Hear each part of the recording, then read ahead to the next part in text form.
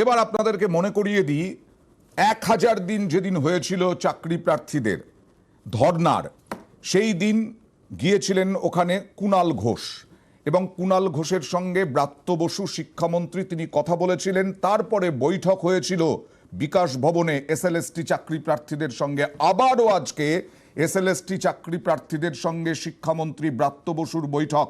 আপনারা দেখছেন উচ্চ মাধ্যমিক শিক্ষা সংসদের সভাপতি, এসএসসি চেয়ারম্যান সহ অনেকেই উপস্থিত রয়েছেন এবং কুণাল ঘোষও উপস্থিত রয়েছেন, কারণ এসএলএসটি চাকরি প্রার্থীরা অনুরোধ করেছিলেন কুণাল ঘোষকে বৈঠকে থাকার। সেই দিনও বৈঠকে ছিলেন, আজকেও বৈঠকে। কথা বলবো প্রতিনিধি সান্নিকের সঙ্গে। সান্নিক, এখান থেকে দ্বিতীয় বৈঠক আজকে। গতবার যথেষ্ট আশা প্রকাশ করেছিলেন চাকরি প্রার্থীরা, এবার কি হতে চলেছে? চাকরি প্রার্থীদের বক্তব্য কি?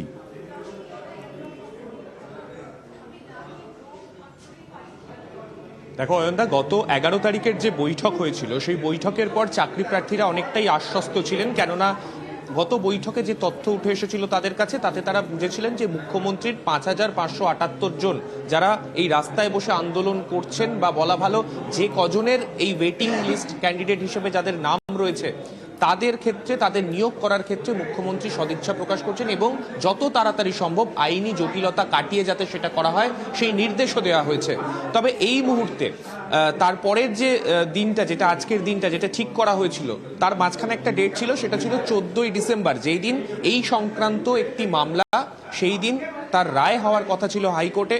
যদিও সেই শুনানির দিনটা যেহেতু পিছিয়ে গেছে, সেই কারণে কিন্তু আজকের বৈঠক আদৌ কতটা সমাধান সূত্র বের করে আনতে পারবে সেই নিয়ে কিন্তু একটা সংশয় অবশ্যই রয়েছে।